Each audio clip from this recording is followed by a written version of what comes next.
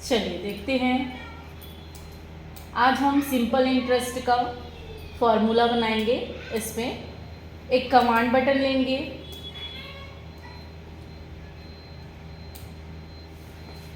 ये हमारा simple interest के लिए, तो यहाँ पे नाम दे देते हैं सिंपल इंटरेस्ट।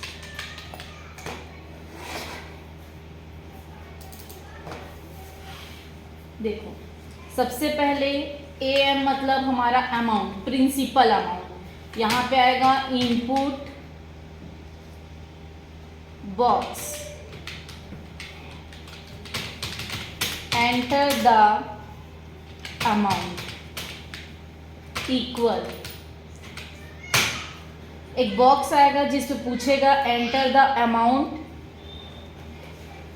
इक्वल, जिसमें हम AM में अमाउंट इनपुट करेंगे।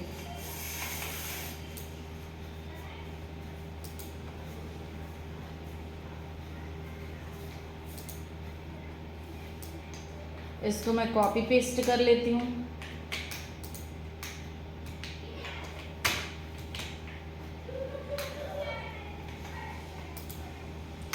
फिर यहाँ पे रेट के लिए हम ले लिए, RA भी लिख सकते हैं या R भी दे सकते हैं, और यहाँ पे लिख दिए रेट।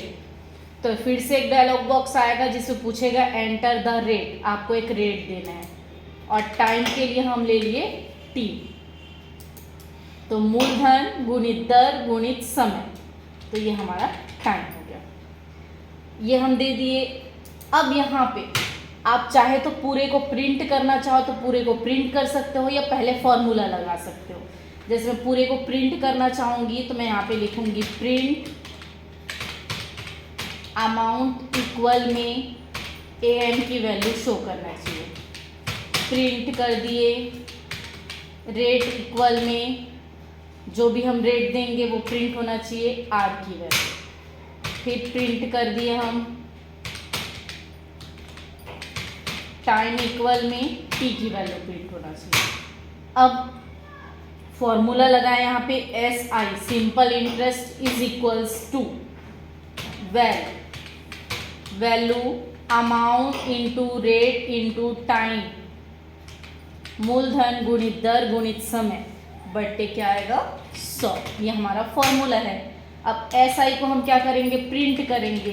तो हम प्रिंट कर दिए, SI इक्वल भी लिख सकते हो या सिंपल इंटरेस्ट भी लिख सकते हो, शॉर्ट में लिखना है तो SI is equals to SI simple interest. यहाँ पे SI दिए, उसकी वैल्यू प्रिंट कर दिए। अब मुझे मिश्र धन निकालना है, तो मिश्र धन क्या होता है, मूलधन धन ब्याज होता है फॉर्मूला उसका, तो वो हम टोटल अमाउंट दे देते हैं। मिश्र धन को इज इक्वल्स टू क्या है फॉर्मूला, अमाउंट प्लस, मतलब मूलधन प्लस हमारा क्या है ब्याज होता है, तो ब्याज क्या है हमारा SI। अब यहाँ पे प्रिंट कर दिए, टोटल अमाउंट इक्वल, किसकी वैल्यू प्रिंट कर दिए, TA की वैल्यू। अब EMI निकालना है आपको, तो EMI इक्वल फॉर्मूला लगाए हम, टोटल अमाउंट को जब हम टाइम से डिवाइड करेंगे तो हमारा क्या आएगा, EMI आएगा। मतलब हमको मंथली कितना पे करना है ये हमको देखना है। तो EMI का फुल फॉर्म होता है इक्वाटेड मंथली इंस्टॉलमेंट। तो यहाँ पे प्रिंट करेंगे हम EMI is equals to EMI को प्रिंट करना। जैसे हम रन करते हैं, इस पर क्लिक किए, अगर हम किसी से, अगर हम 1 लाख रुपए अमाउंट हम ले रहे हैं, ठीक है, कितने परसेंट रेट से ले रहे हैं, मान लो कि 2% रेट से ले रहे हैं। कितने महीने के लिए ले रहे हैं, मान लो जैसे कि 12 महीने के लिए ले रहे हैं, 11 महीने के लिए ले रहे हैं, जो भी है देना। तो यहाँ पे दिखाएगा आपका ब्याज कितना बनेगा, 24,000। आपका टोटल अमाउंट कितना होगा, 1,24,000, क्योंकि आप 1 लाख लिए थे, उसमें आपका 24,000 ब्याज है, तो हमारा 1/24 हुआ। लेकिन हम इसको महीने महीने पे करना चाहते हैं तो हमको इतना पे करना होगा हर महीने। ठीक है। अब इसी में मैं एक और प्रोग्राम बनाती हूँ, जैसे कि हमको बनाना है area of circle. Area of circle मतलब वृत्त का क्षेत्रफल। वृत्त का क्षेत्रफल निकालना है, तो फिर से हम एक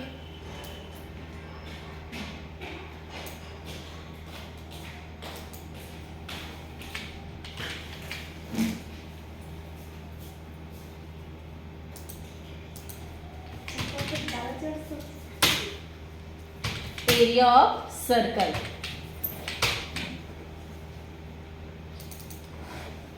अब यहाँ पे हम एरिया ऑफ सर्कल का फॉर्मूला क्या होता है, पाई आर स्क्वायर। तो पाई की वैल्यू क्या होता है 22/7, और उसको डिवाइड करेंगे तो कितना होगा 3.14। तो ये हम निकालते हैं।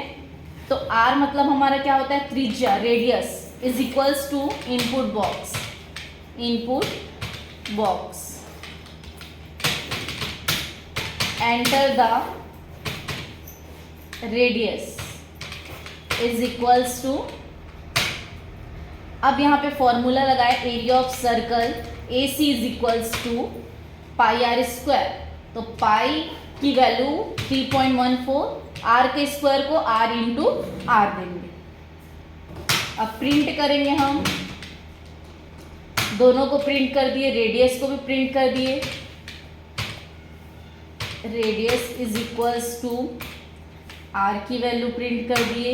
अब प्रिंट करेंगे हम area of circle, A C is equals to A C की वैल्यू को प्रिंट कर दिए, रन किए। अगर मैं यहाँ पे रेडियस देती हूँ 2, तो उसका एरिया ऑफ सर्कल कितना आएगा 12.56। तो यहाँ पे जिसका भी आपको निकालना है तो यहाँ पे आप वैल्यू इनपुट करेंगे। जैसे 5 रेडियस दे दिए तो उसका एरिया ऑफ सर्कल क्या आएगा 78.5। इसी तरह से आप इस पर क्लियर वगैरह भी बना सकते हो। क्लियर का जैसे बनाना है तो अलग से, किसको क्लियर करना है मुझे, फॉर्म को, तो form1.cls आप देख सकते हैं। आगे की और वीडियो देखने के लिए मेरे चैनल को लाइक, शेयर एंड सब्सक्राइब करें। Thank you.